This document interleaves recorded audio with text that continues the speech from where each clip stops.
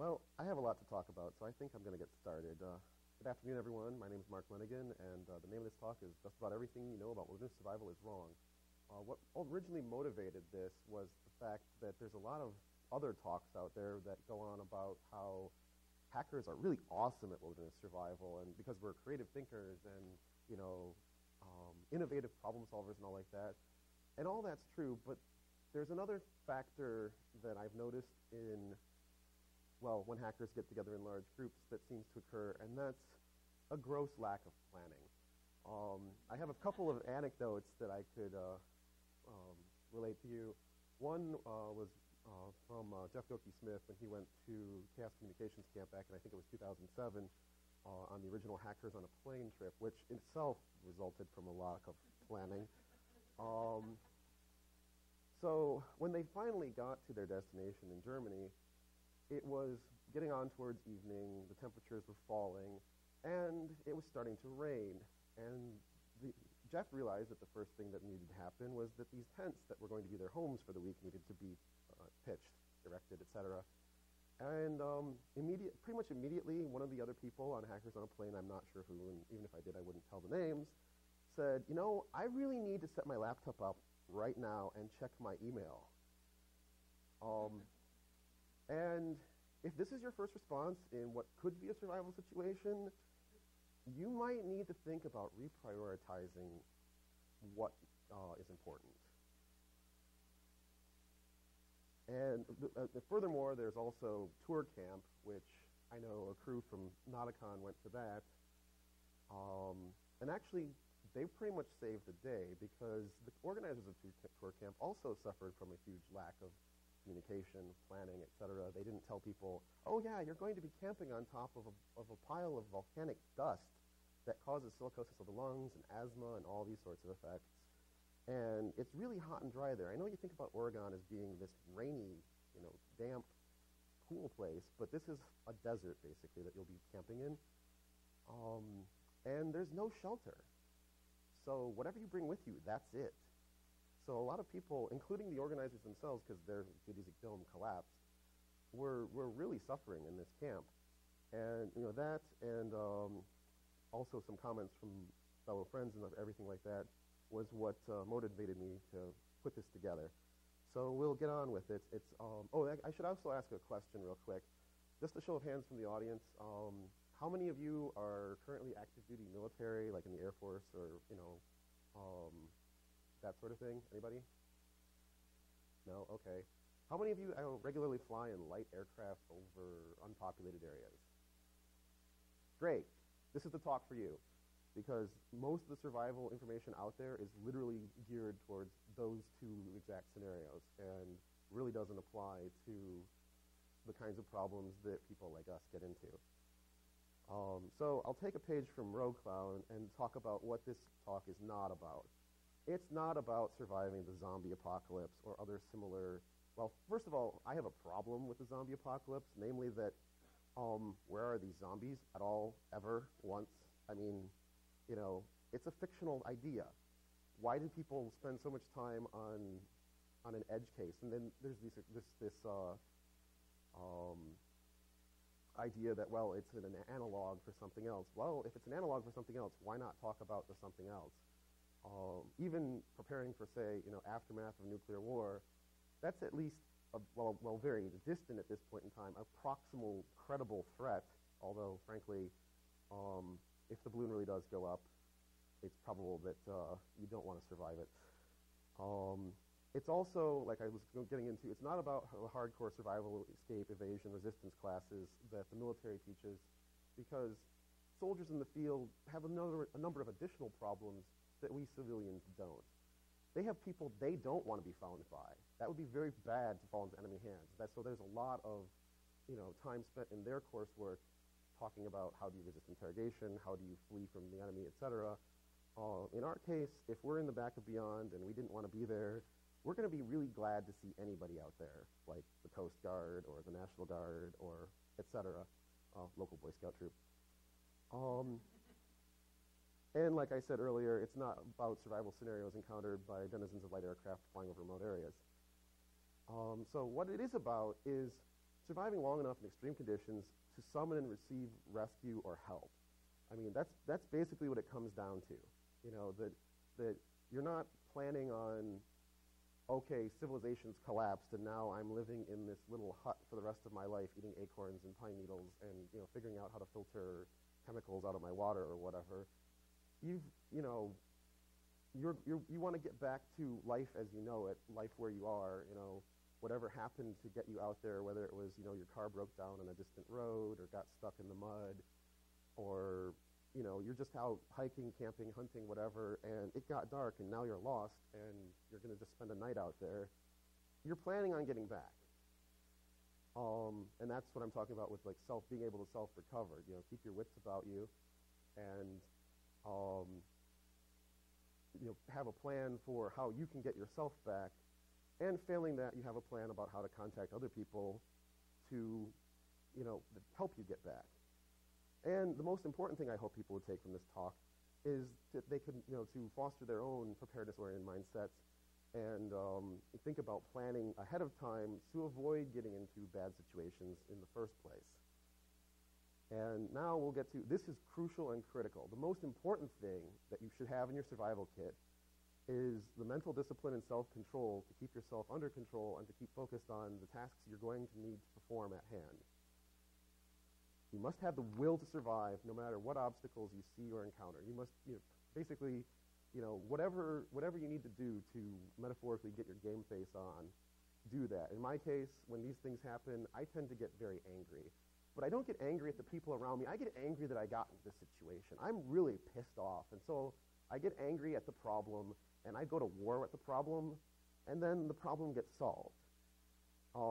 In one case where my brother and I were out hunting, he took a wrong turn in the Jeep, and suddenly the Jeep is in like 3 feet of mud, and he kind of lamely says, maybe you could get out and push. And I'm like, dude, the Jeep weighs like 3,000 pounds. I weigh, you know, maybe 250. I don't see the physics of this working out so well. I think we need a tow truck. We're miles and miles and miles from cellular service, which is our only communications method right now. Oh yeah, it's getting dark, it's getting cold, and the rainstorm is moving in, so we're in the same situation as CCC camp, except that we realized checking our email was not priority number one. So that's where I learned that I can hike at 7 kilometers per hour sustained, because that's what the GPS was saying I was doing while we were hiking to the road where we knew we could get a call out to the tow truck company. The survival mindset, like I was saying, do what it takes to foster your primal will to survive. This will empower you in ways you could not previously imagine, like in my case, I get angry. And it will help you overcome obstacles. You also want to maintain control of your emotions and focus rationally on the tasks at hand. You know, you don't want to get into a bickering argument or, you know, break down and cry and, you know, feel sorry for yourself. None of this helps you or the people you're with right then.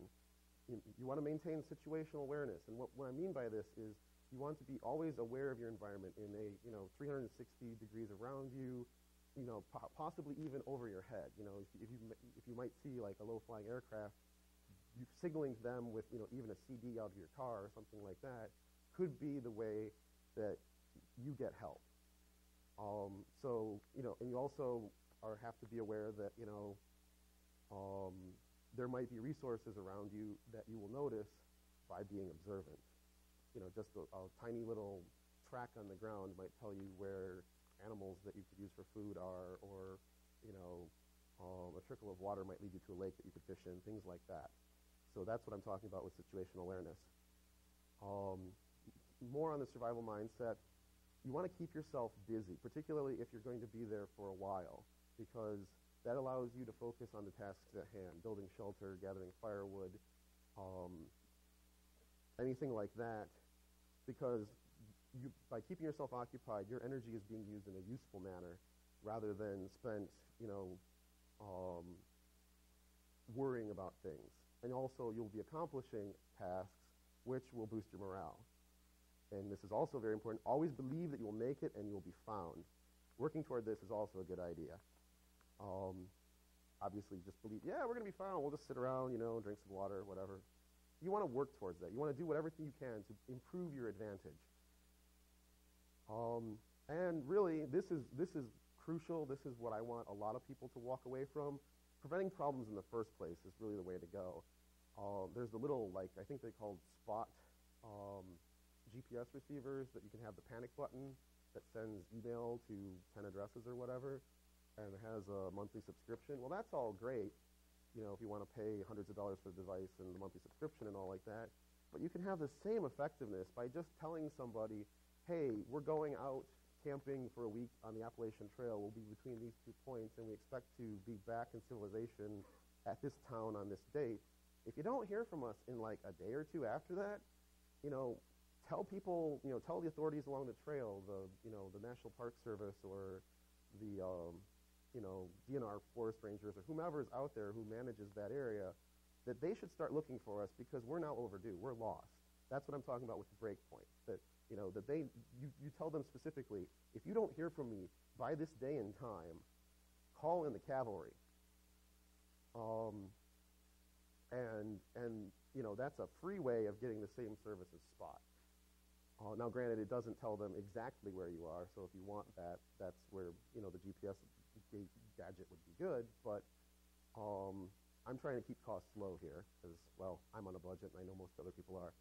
And this is also important. Prepare and pack your own kit. There's a lot of these prepackaged survival kits that you can buy in military surplus stores or camping stores or even like Myers or Walmart. You can get the little like penguin mince tin sized survival kit in a can. Those ultimately turn out to not be very useful because you don't know what's in them until you open them up. And maybe you're not really good at using that stuff. Like, for example, I'm not a good fisherman. I know this.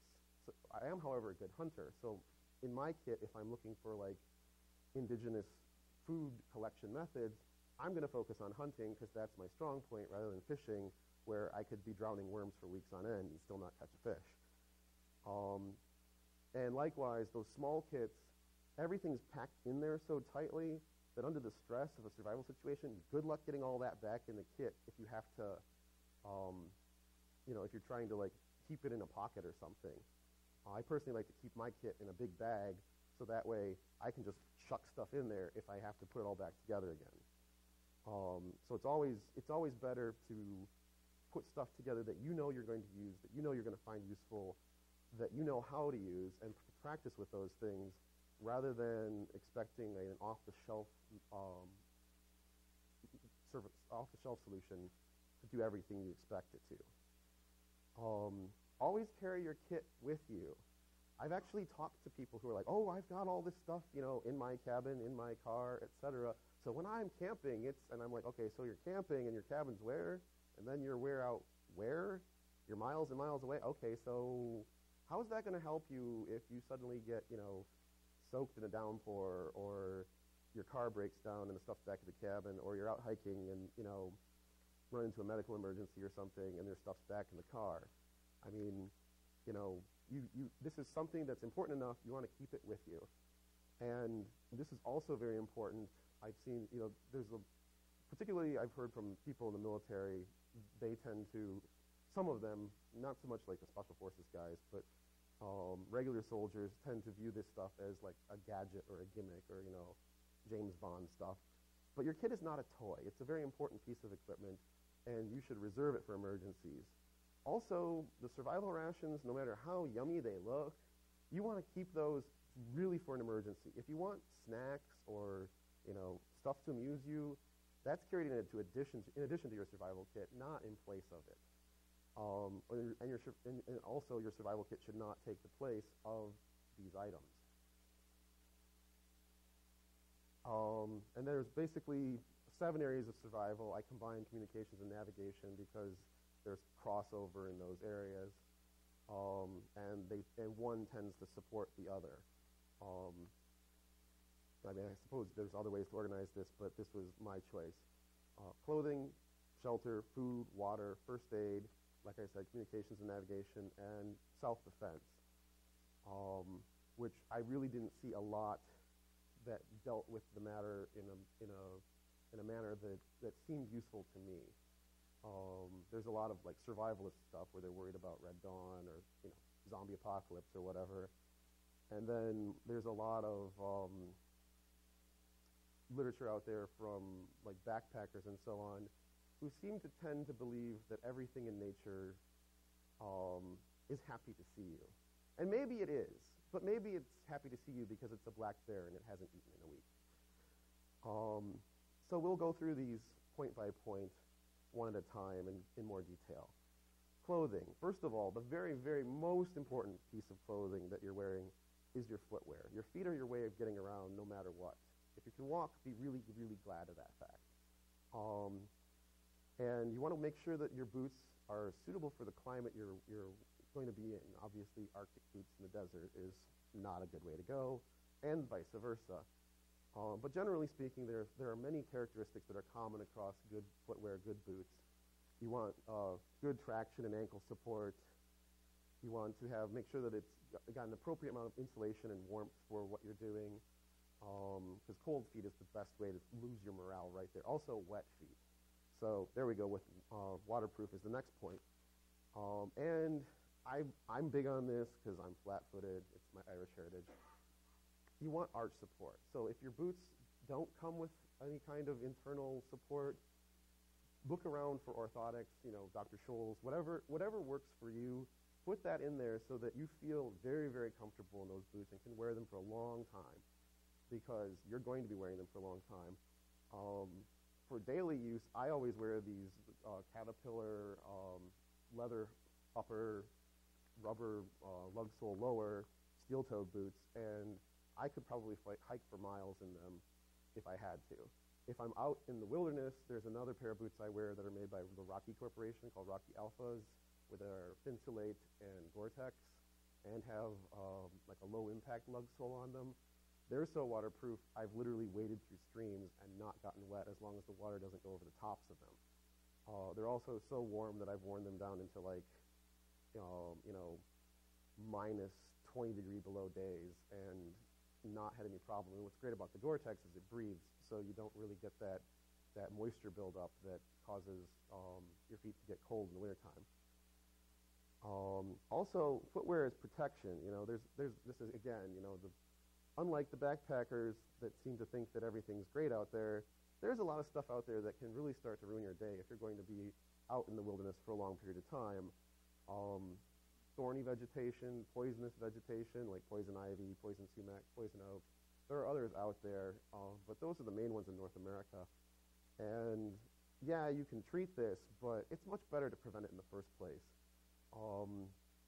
Rough, rocky ground, if there's any kind of sharp objects, they can, I know a lot of people like these 5 fingers now, but they're basically glorified aqua socks, and I would hate to hike over sharp rocks in those things. I'm not even sure if they would prevent against puncture or that sort of thing. And, venomous insects, we don't really have, I'm from Michigan, so I'm kind of coming at it from that perspective of like the northern North American wilderness, and we don't really have many venomous animals there, like spiders or snakes. There's like basically one of each, the brown recluse and the Massasauga rattler. But as you go south, as you get into other climates, there's more and more of those, and wearing boots that could prevent, a rattlesnake from biting through it, or, getting into black widows or other creepy crawlies that might give you a venomous bite would be a good thing. And they also, this is very important, they prevent blisters and injury to your feet. A blister can take you down just as fast as an insect bite, or, maybe not as badly as a snake bite, but if you get a bad blister, you're going to be virtually immobile until you can get it stabilized and treated. And that could take several days, and that might be time that you don't have to spare. Also, socks are very important. They're almost as important as boots. I recommend wearing 2 pairs inside of your boots, a thinner inner cotton sock, and then a thicker wool or synthetic sock over it. And this combination, the inner sock will absorb the perspiration from your foot, and the outer, thicker sock wicks it out of that inner liner so that your foot stays dry inside the boot from your own perspiration. And by staying dry, it's going to stay warm in the winter. And actually, that perspiration in the summer is the cooling mechanism of the foot. So even though it doesn't seem immediately logical, it also helps. This setup also helps you keep your feet cool in the summertime. One of the biggest questions people have asked me on different jobs and when I'm in the outdoors is like, it's 90 degrees out and they see that I'm wearing long pants and boots with the pants tucked in and these two pairs of socks, and they're like, aren't you hot? And I'm like, no, I'm not. I've got this system that's all worked out, and it works great for keeping you warm in the winter and cool in the summer. But the important thing is to prevent problems is you should change your socks at least once a day. If they get soaked for any reason, you should, hopefully you have spares. If not, try to wash them as best you can, that kind of thing. Because you will really want to keep your feet in as good a condition as possible, just to maintain your mobility. On to outerwear and jackets. I always make sure that I have an appropriate jacket. People will notice that they tend to be festooned with cargo pockets in my case, because they're good for carrying stuff. And empty cargo pockets are great if you're finding things like, perhaps, wild edible food or tinder for your fire or small twigs or, anything that you might think is useful, you can just kind of stick in there. And if you keep some pockets empty for that purpose, it'll be a boon to you.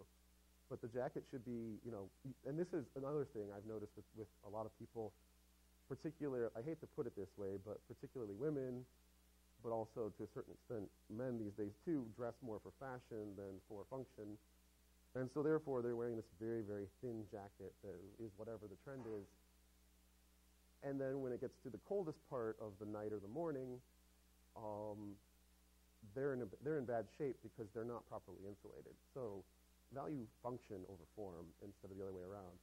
It should be waterproof or at least water resistant. If it's not water resistant, you can buy a lot of different of these waterproofing sprays. I know Scotchgard makes one.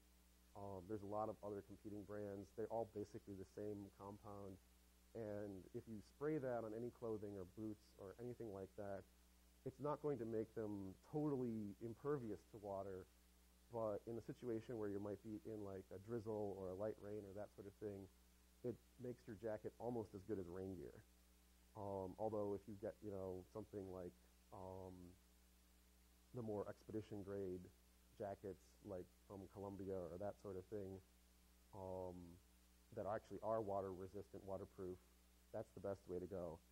Also very important, if you're in the outdoors or expecting to be, or maybe, just wanting to prepare in case you are, dress in multiple layers so that way you can always adjust how much insulation you have so that you don't overheat and perspire and soak your clothing, and which will make you then colder at that point.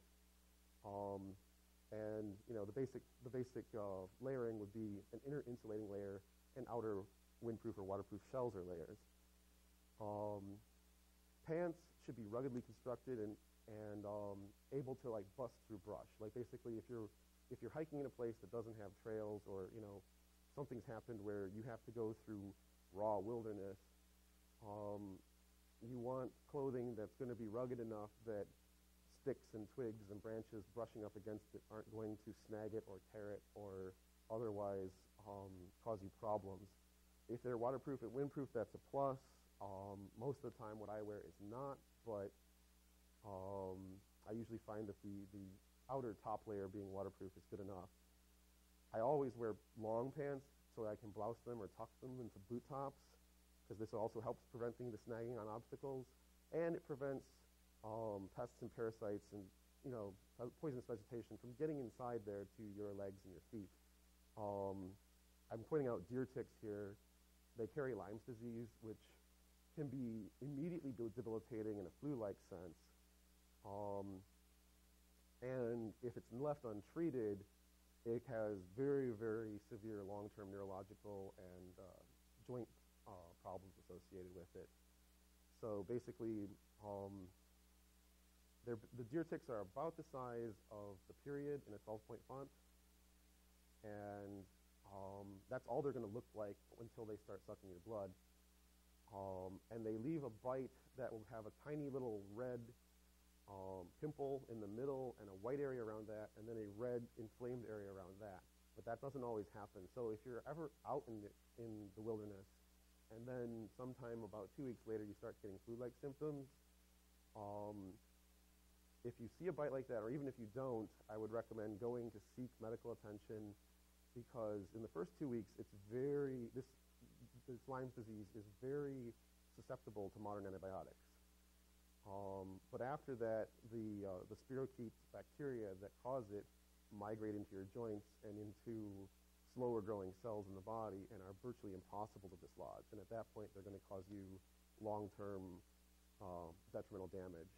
Mosquitoes, we don't think about this, but they carry diseases as well. Around here, we've had West Nile virus outbreaks in the U.S. Now, granted, that doesn't affect most people, and it probably won't affect most people in this room because it primarily affects the elderly and young children, but a certain percentage of the population is susceptible, so, making sure that you're avoiding contact with mosquitoes, which is virtually, well, without insect repellent, is virtually impossible. I added leeches because all the survival manuals talk about them. I've personally never had experience with them, even wading through water. It may just be the waters that I wade through. I don't know.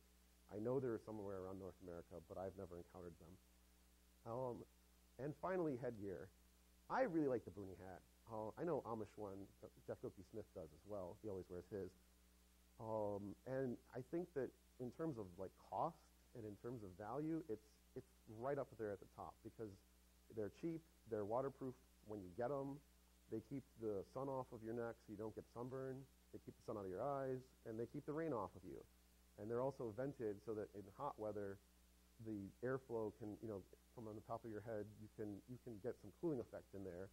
And you can carry small items like, insect repellent or maybe a small flashlight or anything like that stuck into the loop head band around it. Of course, in colder climates, wear a hat that's like a knit or fleece cap. That would be warmer. And you could even, if you wanted, double that up, put the fleece cap under the boonie. And now we're getting into other things like the next level of shelter.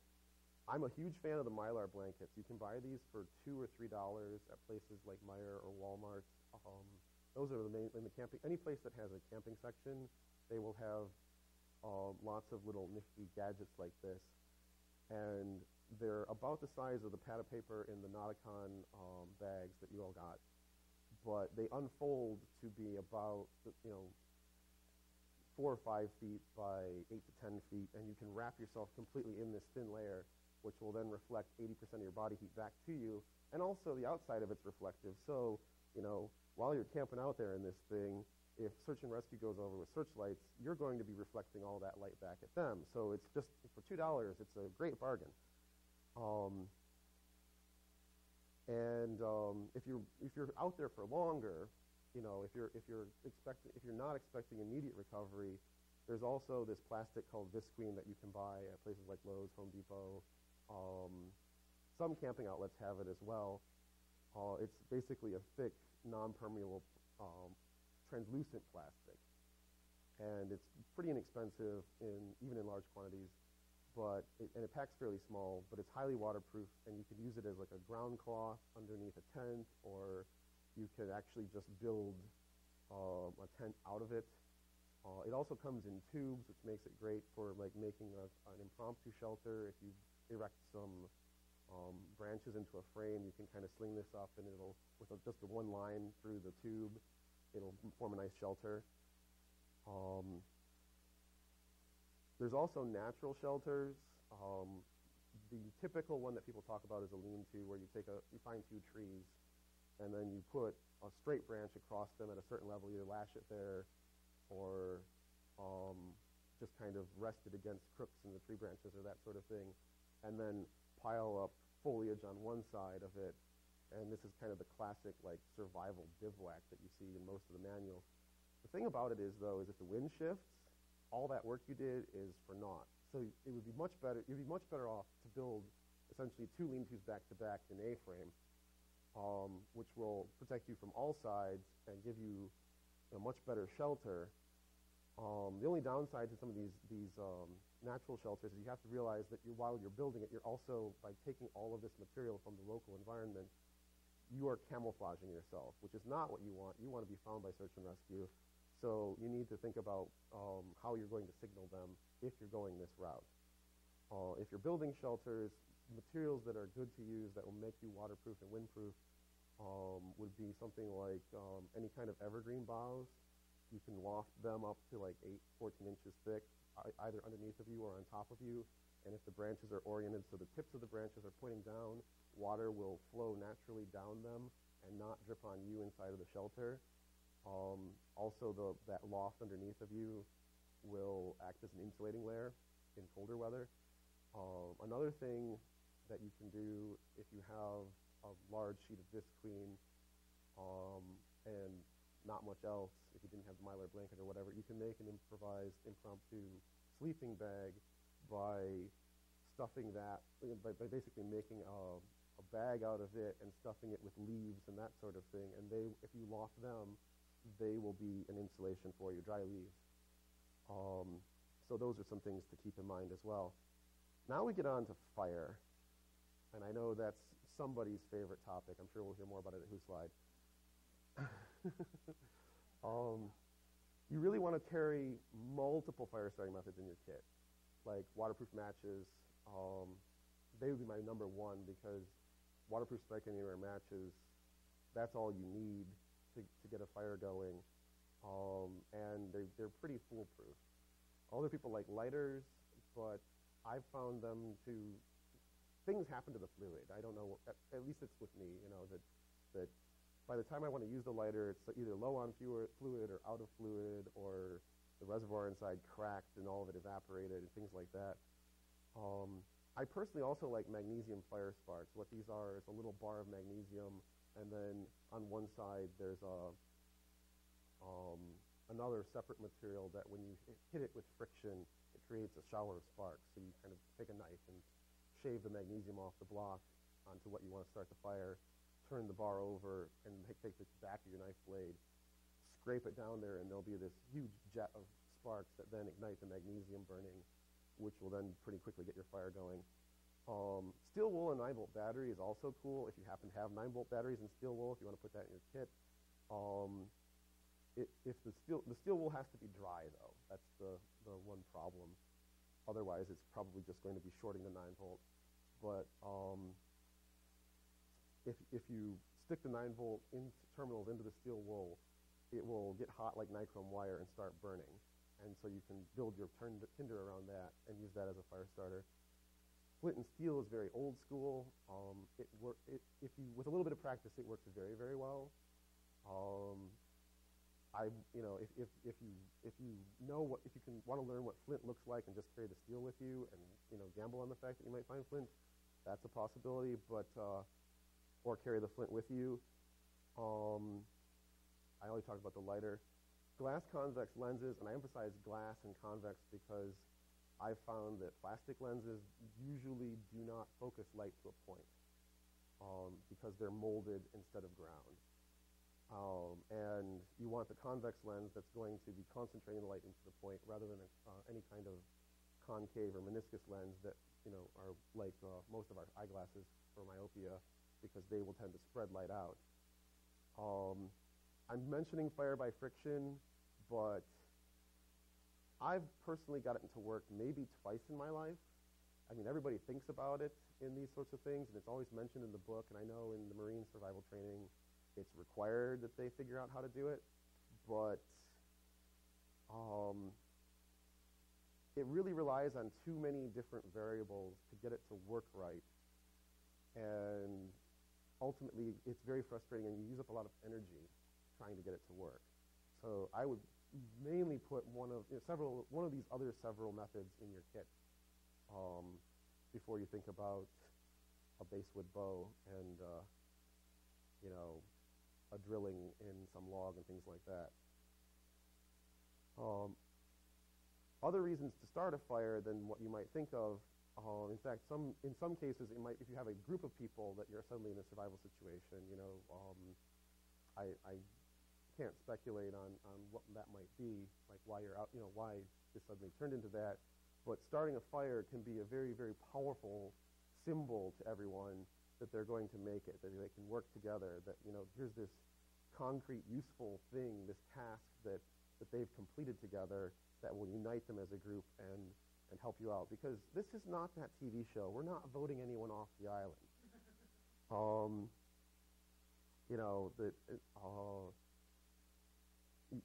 whoever you're out there with, that's who you have to work with, and you need to think about how you're going to work together. Obviously, fires also provide warmth, although you really want to rely on your clothing for this. I mean, if it's a situation where, you know, you were canoeing and your canoe suddenly capsized in the cold water and your clothes are soaked, then obviously, you know, fire would be a good way to go there to dry out your clothes and warm you up. But if it's a situation where you're in like a wintertime wilderness survival scenario, it's much, much better to have your insulation and warmth come from clothing than from constantly feeding a fire. Obviously, you can use fire to cook food, purify water, and sterilize metal implements. Like first aid for a blister is typically pierce it with a needle, but you want to make sure that needle's sterile. So if you have, you know, a means of creating fire, you can sterilize the needle in the fire quickly and then use it to treat your blister. And you can use it as a signal to your search and rescue crews, but you need to think about certain parameters of that.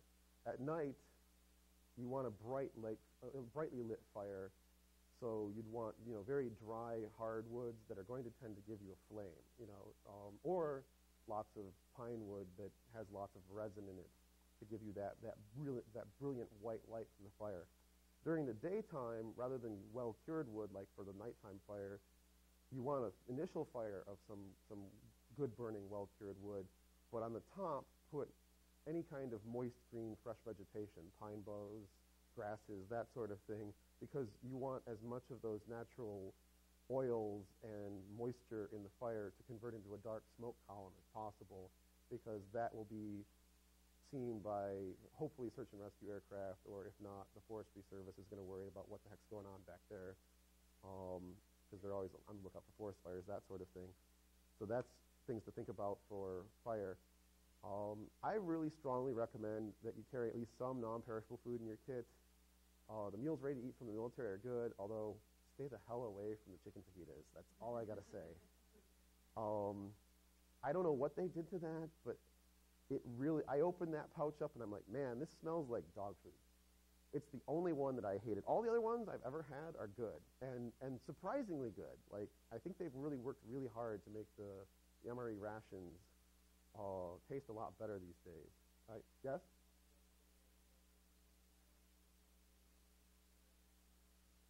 Okay, I have not had those. Okay, thank you. Thank you. So stay away from the beef frankfurters and the chicken fajitas, and you're probably good. Beef jerky's good because it's usually sealed in plastic in some way, and it'll keep for a while. Granola bars, trail mix, diced fruit, all these things you can get at pretty much any store, and they'll give you a lot of good nutrition, quick energy, that sort of things. One other thing that I'm mentioning here are marine and aquatic survival rations. What these are they're like a special take, for lack of a better term. They're kind of like, you know, just a baked survival bar, and they come in little cubes about 1.5 inches on a side, packed about 6 or 8 to a foil package, and they're designed to be waterproof. And they'll say on there, like, each cube has, you know, 400, 600 calories in it, and depending on what you're doing, like if you're just sitting in a life raft, they'll say, eat one of these every 6 to 8 hours. But if you're doing strenuous exercise, like you would be if you were on land, you want to have a higher caloric input because you're going to have a higher caloric output. And they just basically tell you, like, you know, eat one of these at this time, drink this much water, and it provides all the nutrition and protein and vitamins and carbohydrates and all like that for that period of time. They're also, you know, in a package about like this big. So, you know, you could pack it in a small container on your boat or in a cargo pocket and, you know, carry days worth of food in a small package, although I have no idea what they taste like. What? Yeah, probably not very good. Fishing is good because you want, in a survival situation, you want to maximize how much energy you're taking in versus how much you're expending. So if you're just sitting there, with a fishing pole, and you know the fish are biting and you know what you're doing, I don't. But if you know what you're doing, you could wind up getting far ahead on your calorie budget, and you have, great high-quality protein. The thing to remember, though, is you want to practice with tackle that you keep in your kit or tackle like you keep in your kit, because it's not going to be the, if you're an angler, the hand line and sinkers and leads and all like that you have in your little survival kit, or if you build like an improvised pole, are not going to be like your fly casting reel or that sort of thing. So, and again, I've ran into people who are like, oh, I'm an excellent fisherman and I've got this boat and everything, and then I've got this little kit, and I'm like, okay, so you practice all this time, casting for rainbow trout or whatever off of the boat, but how often do you take out the little, $5 hand line and a worm and see what you can catch with that? Because it's a very different situation. And it's recommended that you be creative with bait. I've heard, all kinds of things work, like cheese and, the usual things like worms and minnows if you got those, or insects of any kind. Some people have said candy bars work. I don't know. Anything that's attracted to the fish that'll reflect light, or if you have, I've even heard that light sticks put on there, or chem lights put on there like at night, will attract certain species of fish and cause them to strike the hook. So, this is where that hacker creativity is a good thing. Then we get on to trapping and snaring, which is basically the land-based equivalent of fishing, if you think about it that way. Because like fishing, you can sit around while your traps are out there doing their thing. The problem is that in a lot of cases, if you have traps or a snare or whatever, you don't necessarily know what's walking through that. So you might get used to eating interesting things in this method. And yeah, Rocco?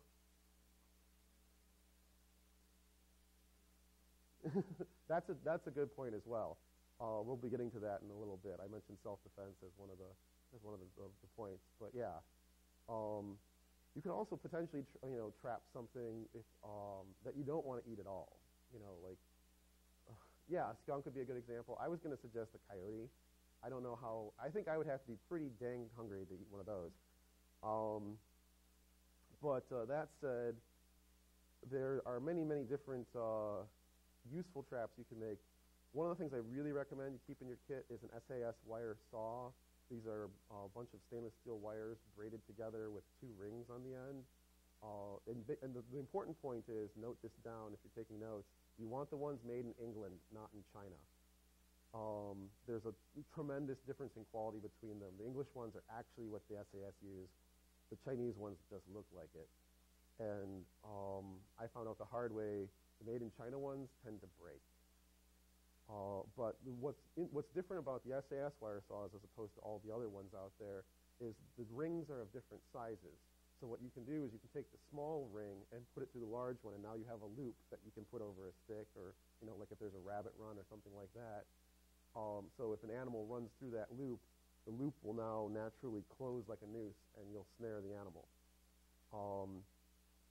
Deadfall traps are pretty much what you see, like the likes of Yosemite Sam and Elmer Fudd and Bugs Bunny always trying to make with the box or whatever, or the rock, and then there's a stick propping it up in some way that as the quarry walks in, they disturb the trigger on the trap, and then it either smashes them flat or traps them in this box or that sort of thing. If you're looking to trap something a lot bigger, a pit trap is basically the classic ambush trap. You've dug a pit that's big enough to hold whatever you're trying to trap, and then covered it over with vegetation so it doesn't look like there's a pit there. That's a lot of time and work, and probably a lot more time and work than I would like to invest if I'm out in the, yes?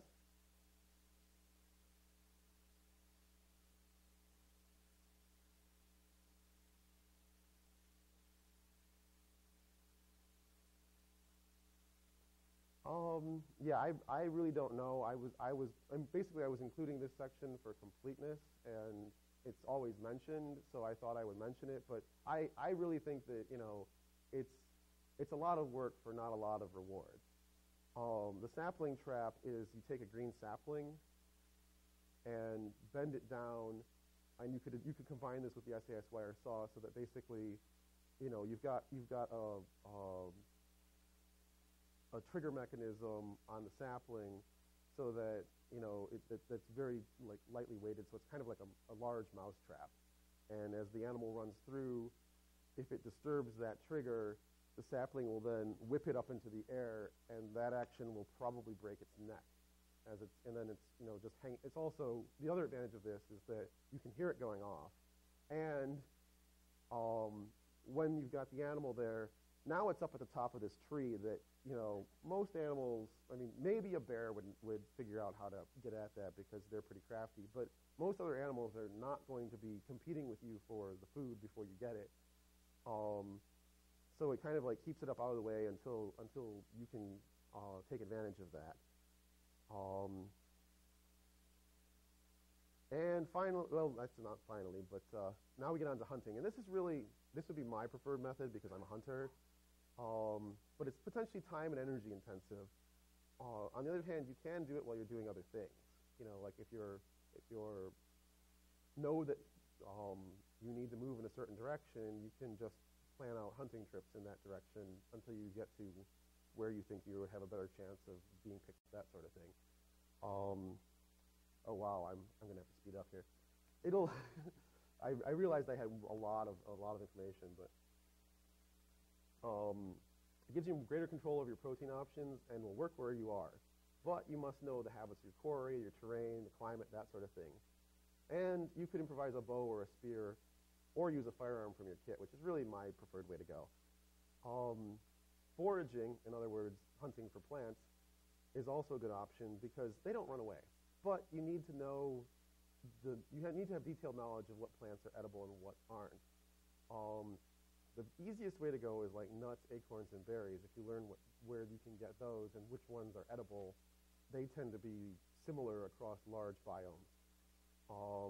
I would also strongly recommend staying away from mushrooms and fungi of all kinds, because I've read too many mushroom hunting books, and they're all like, well, there's this one mushroom that's really awesome and tasty and stuff, and then there's this other one that looks exactly like it, which will destroy your liver and kill you in like 2 days of agonizing pain. You know, so why do you want to put up with that when you're already stressed out in a survival situation?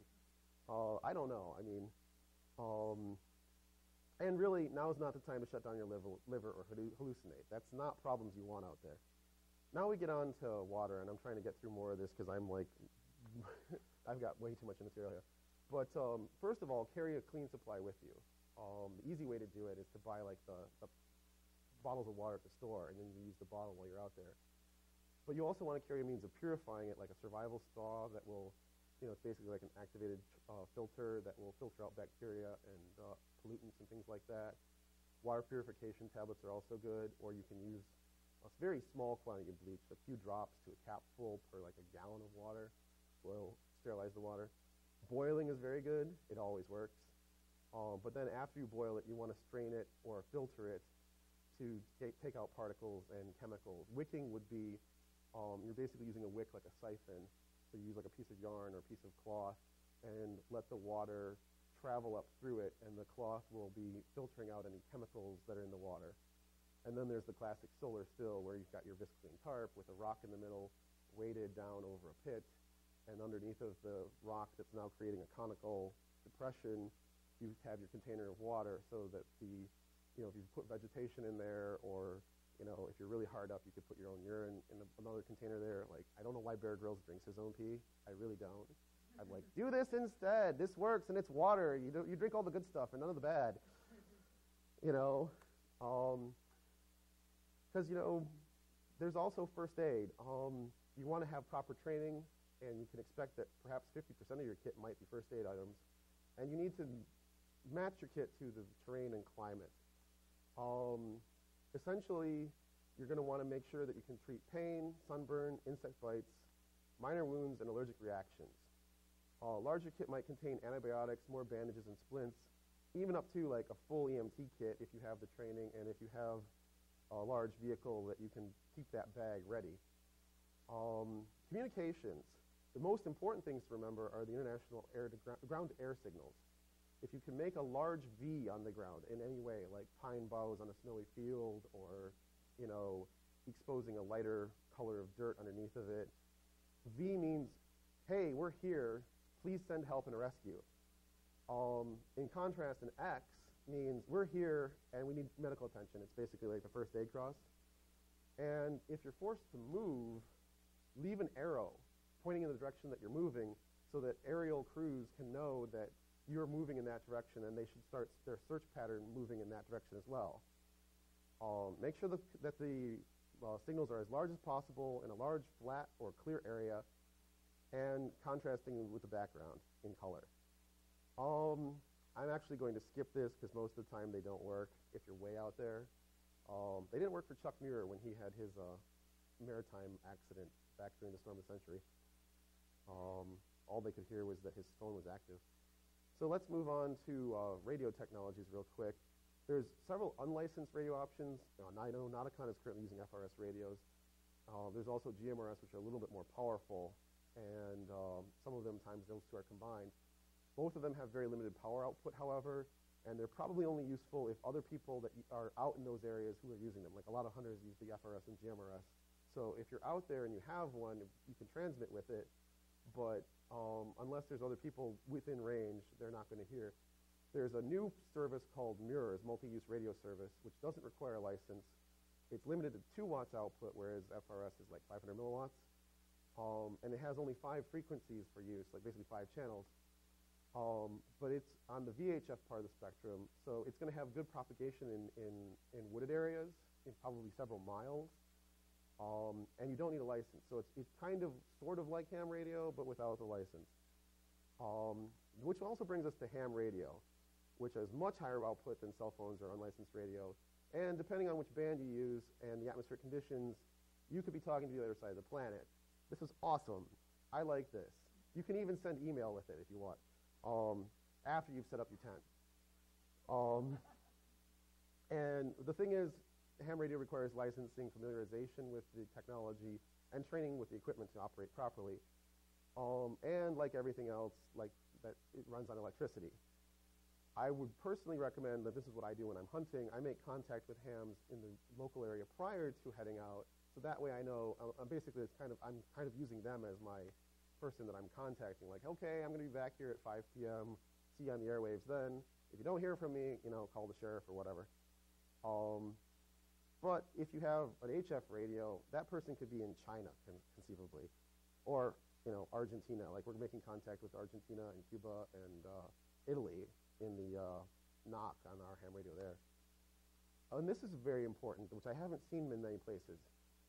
They're probably going to be using helicopters to search for you. So creating a helicopter landing zone, you need to think about, there's a lot of problems the helicopter has when it lands. You're basically looking for an area about the size of a football field for the size of helicopters they're going to be searching for you with. You want to think about the wind direction. You want to be able, the helicopter needs to have, it wants to land into the wind and take off into the wind, like most aircraft. So if you can find that area, that there's a long area oriented that direction with the wind, that's good. The ground must be firm, level, no more than a 5 to 15% grade, because if it's more than that, the helicopter has problems taking off and potentially might flip itself on takeoff. And you want to make sure it's free of loose debris, as some people found out when they decided to use a dirt road as their LZ. Suddenly there was gravel being flung at them from the helicopter's downdraft. There's a 10 times rule about obstacles downrange. Basically, for whatever the height of the obstacle is downrange, if there's a tree that's 30 feet tall, the helicopter is going to need a zone 300 feet longer to land in the LZ, because it has to have an altitude clearance over that tree on landing. If you keep that 10 times rule in your mind, you'll have a much better chance of creating an LZ that the pilot is actually going to want to land in, rather than just saying, okay, we know where you are, here's some survival supplies, we'll be back in a few hours with something else that can land here. When the helicopter is coming in for a landing, you want to be facing the cockpit so that the pilot can see you. because the pilot is always in command of the helicopter. Yes?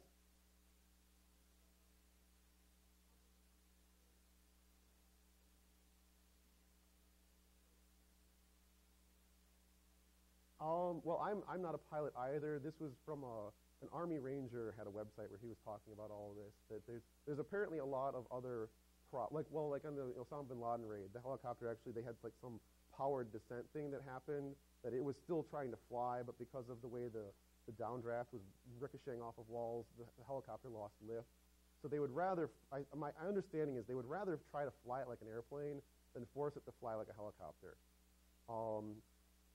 And this is the last part is very important. The pilot is always in command. He's going to give you orders. You accept those orders. You don't want to be like the Cranbrook Institute of Science kids which was a school in Michigan. They were camping in some national park in Tennessee during the storm of the century, the blizzard that swept through. And they were berating the National Guard pilots who picked them up, to the point that when I heard what they said, I was like, man, if I was the pilot, I would have told them to get out and walk. No, like when you're on the ground, it's like, well, we're here. Okay, you're still here. That's fine. I'll send somebody else. You can wait and freeze. If you don't have radios and stuff, you need to think about primitive signaling methods. Mirrors are good for a primitive signaling method, like I said before, and CDs are free, pretty much. And they have a hole in the middle that you can sight with them, so they're great. Whistles, smoke signals. Yes, AOL actually did us all a service. So like whistles, smoke signals, you want to remember that 3 of any signal indicates distress classically. So 3 fires in a row or a triangle, 3 whistle blasts, 3 gunshots, although I would save my ammo. Navigation, you want to remember to, was there a question? Okay. You want to remember to stay together as a group. GPS is probably the first thing us geeks think about, and it's great when it works correctly, but I've seen GPS receivers wig out, especially under forest canopies. Maybe the new receivers, like the Surfstar 3 or whatever, are better, but I don't trust them. I've just seen GPSs lead me in circles when I know where I'm going. So if I didn't know where I'm going, that'd be bad. However, if you have one that works and you've got a good fix and a good radio, you pretty much can call them and say, hey, I'm here, pick me up. I like map and compass. You're limited to the area on the map, but if you have like a DeLorme atlas for the state or the province that you're in, you have this enormous area and a fairly high resolution map that will give you features that you can navigate from. The compasses I like are the orienteering style compasses, but you need to practice with all this stuff. And the good thing is unlike GPS, it doesn't run on batteries. And you don't need to see satellites, which was the problem we had in the forest canopy. Landmark navigation is good if you're dealing with actual fixed landmarks like roads or power lines. I didn't put pipelines in there, but I thought about that because I was thinking about Keystone XL and stuff like that, or the Alaska pipeline. Anything that people have built leads someplace where people are. So you follow those features if you find them. You don't want to trust things like the thickness of moss on trees or your own innate sense of direction, because these don't have any fixed. We actually don't have a sense of direction. It's been scientifically proven. And I've seen moss growing on all different sides of trees, not just the north side. There's also celestial navigation. If you can find Polaris at night, you know which way north is. You also know your latitude, if you're like out at sea, that sort of thing. If you know that the sun is only actually rising due east and due west on the equinoxes, and in the summer it rises northeast of that, and in the winter it rises southeast of that, then you have a pretty good idea of direction throughout the day as if you can see the sun. If you have things like sextants and things like that. Yeah. Okay, I guess I'm probably running out of time here. Okay, I'll keep going until the other speaker shows up. I'm actually pretty close to done. Here's the last section, self-defense. We might skip improvised weapons. That's rock sticks and clubs and stuff. I like firearms. If they're legal in your area, keep one in your kit. But you want to figure out which one, though. The classic survival rifle is the Armalite, now Henry AR-7, which the U.S. Air Force included in their survival kits in the 1960s. It's a 22 long rifle with an 8-round magazine, semi-automatic. The barrel comes off, the action comes off, and all of it fits into a waterproof floating stock. That sounds pretty awesome, until you realize it's a 22 with bad sights. And you can't field strip it.